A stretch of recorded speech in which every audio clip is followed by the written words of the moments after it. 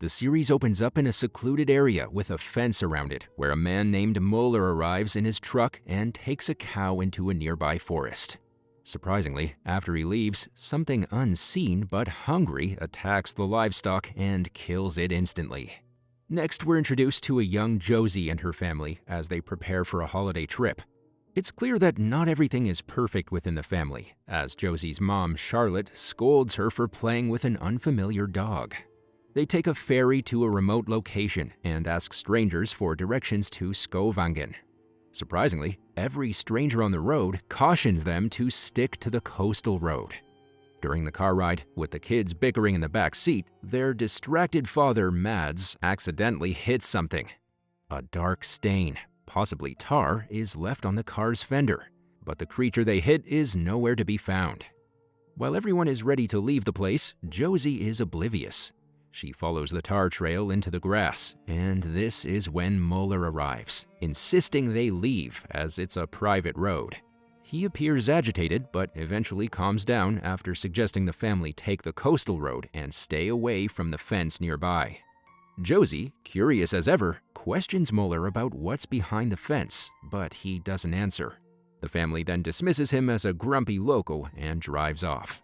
Later, after the family arrives at their house for a holiday celebration, their son Casper is frustrated that there's no Wi-Fi at their cabin. With the scarcity of electricity and Wi-Fi in the cabin, Josie heads outside to explore. She stumbles upon a barn and looks around the items inside. Moreover, she's bothered that they're ignoring the animal they hit earlier. And being naturally inquisitive, she wants to investigate the private road that Muller warned them about. Later, when Casper and his mother go out grocery shopping, he spots a girl, Liv, and gets interested in her. Casper then approaches her, and together they take a walk along the side of the river and spend quality time. Meanwhile, Charlotte strikes up a conversation with a local named Karen, who also quickly warns her to stay on the coastal road. However, things take an eerie turn that night when Josie refuses to join her family for dinner and stays in her room.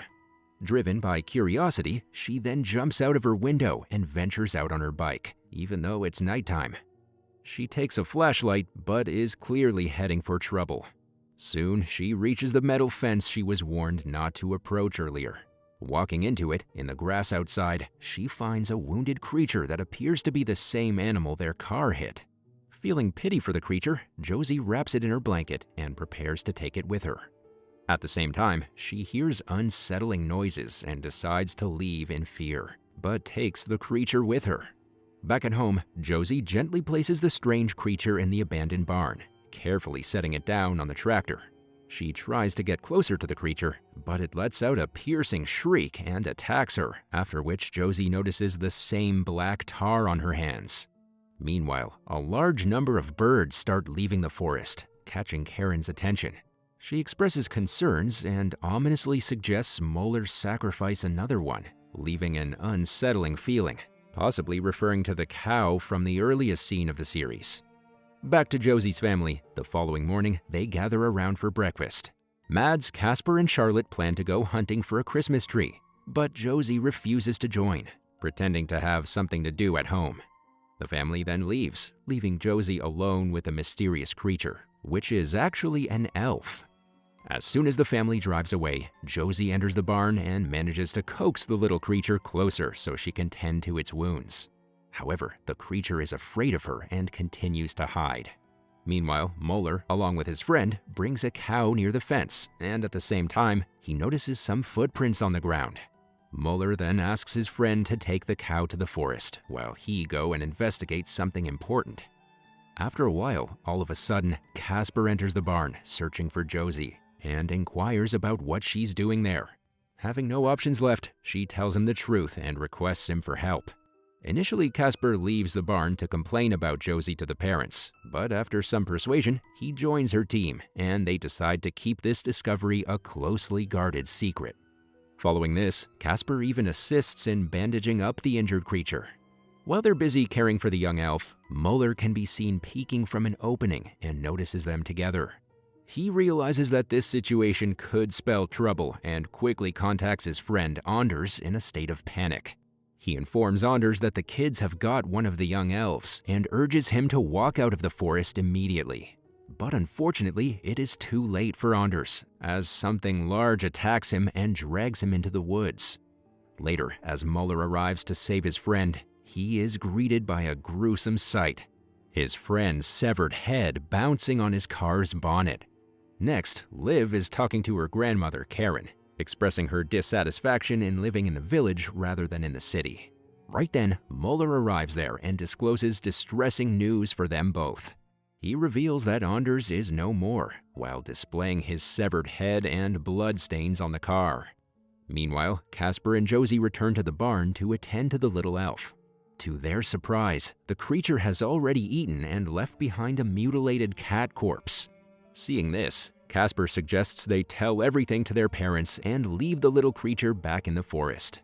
However, even this gruesome sight doesn't deter Josie from cradling the elf and showering it with affection. She even refuses to call it a monster creature and gives it the name Kiko. After a service for Anders, Karen assures the villagers that the incident will not repeat again and requests all of them to cooperate. She then arranges a meeting with the vacationing family and invites them to her house for coffee. Charlotte eagerly agrees, seeing it as an opportunity to interact with the locals, while Josie just wants to stay home with Kiko. However, Charlotte does not listen to her daughter and takes her to the meeting. During their meeting at Karen's house, Josie inquires about the fenced-off forest, and Karen explains that the woods were closed off due to a terrible accident at the sawmill that led to chemical contamination of the land. She also mentions that they decided to fence it off to prevent visitors from entering. After a while, Josie excuses herself to use the bathroom and stumbles upon strange skulls, pieces of wood, and a radio in one of the rooms upstairs. She hides as Karen arrives and calls Muller to discuss the search of the barn, who seems to have found nothing.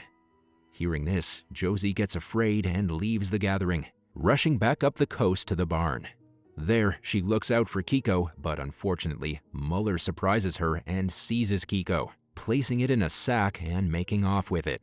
Unbeknownst to Muller, Josie secretly follows him into the woods, revealing that the islanders are aware of the woodland elf they're harboring in the barn. She also discloses that these elves are what's hidden behind the fence, and that they've been responsible for past fatalities. In the dark and ominous woods, Muller leaves Kiko and requests the elves to leave them alone. After he leaves, Josie ventures into the unknown, determined to find Kiko. During her absence, when the parents ask Casper about Josie, he decides to come clean and admits to his parents that they were harboring an elf in the barn. Charlotte and Mads, annoyed, initially believe it's all a prank, but later start getting worried for Josie. The family then eventually drives up to the fenced-off area and discovers Josie's abandoned bike.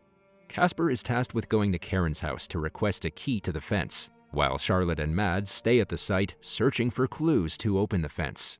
Behind the fence, Josie enters a house and searches for Kiko, only to get pursued by a much larger elf.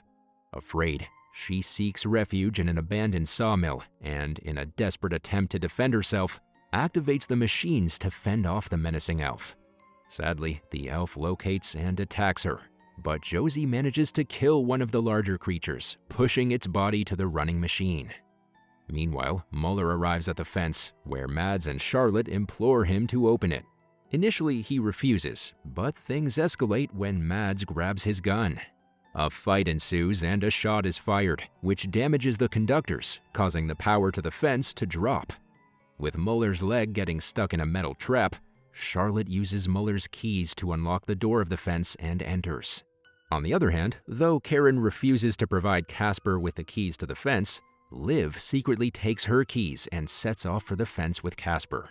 Next, Charlotte eventually catches up with her daughter, who has found her way back with the help of a returning Kiko. However, Charlotte, overcome with fear and anger, starts kicking dirt and mud at the small elf, demanding that it leave. Ignoring Josie's pleas, she grabs her daughter and heads to the other side of the fence. The problem is, a horde of elves begins closing in. Realizing the fence is no longer electrified, they start banging against it, attempting to break free.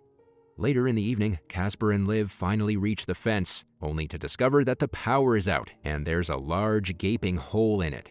Seeing this, they confirm that the elves have escaped and are now on the loose. Meanwhile, both Josie and Liv's families gather at Muller's place, where the injured farmer is struggling to walk after his encounter with the bear trap. Karen scolds Josie's parents for their actions and insists that they need to try and repair the fence and locate Casper and Liv. She also somberly acknowledges that nothing like this has ever happened before. As night turns into day, Liv and Casper set off to warn the other villagers. However, when they arrive at their destination, they discover a gruesome scene. Everyone in the village has been slaughtered.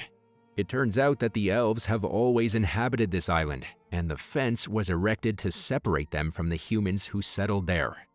Losing their land to intruders hasn't left the elves in a forgiving mood, and their goal seems to be the eradication of all humans on the island. Meanwhile, Josie, Charlotte, and Karen hide in the barn, hearing the ominous sound of approaching footsteps. The elves have arrived. Simultaneously, the elves have also reached Muller's place. Muller finds himself stalked by one of the elves in his pantry and tries to grab an axe, but it's too late. Another menacing elf grabs him and brutally attacks him. Realizing that Muller is in grave danger, Mads hastily leaves in his car, accidentally dropping the radio on the floor in the process. On the other hand, Karen saves Josie from one of the elves, but when she learns about the little girl's actions, including taking care of the young elf and killing one of the elves at the sawmill, she decides to take matters into her own hands. She then approaches Josie and assures her that she's the only one who can save them from the impending danger. The latter also believes in her words and gets ready to go to the forest with Karen. Karen separates Josie from Charlotte and promises to fix everything. However, on the way, she resorts to using chloroform to subdue Josie and leave her in the middle of the forest with her hands tied. After a while, when Josie wakes up, she finds herself in the woods, and Karen stands ominously over her. It becomes clear that Josie's being used as a sacrificial offering to restore balance, according to Karen. She then leaves the little girl to her grim fate and walks away. Meanwhile, a blood-stained Muller emerges from his house, still alive and determined to help the family rescue Josie. He knows where Karen has taken her, as he had previously sacrificed a cow at that location, and rushes to assist the family in their mission to bring back their daughter. Eventually, the family, including Muller and Liv, locate Josie and Kiko, who is helping her with the chains. The parents are happy to get their daughter back, but at the same time, Karen emerges from the shadows, pointing a gun at the family. In a surprise turn of events, Kiko attacks Karen, causing her to lose control of her weapon. Following this, a monstrous elf appears and brutally attacks Karen, leading to her demise. Josie's family and the rest seizes the opportunity to escape. During this time, Josie attempts to convince Kiko to join them, but fails. As they flee through the woods, they encounter another elf, but manage to evade it. Soon, the group reaches the gates, the generator starts up again, and Muller hastily locks the fence. However, Josie is torn between relief at reuniting with her family and sadness at leaving Kiko behind. With the immediate threat averted and the fence repaired, Josie and her family get ready to make their way back to the mainland. While they're leaving, Casper requests Liv to join them. Initially, Liv refuses, but when Muller suggests she go with them, she agrees. The series ends with the family leaving, and unbeknownst to them, Kiko is hiding under their car.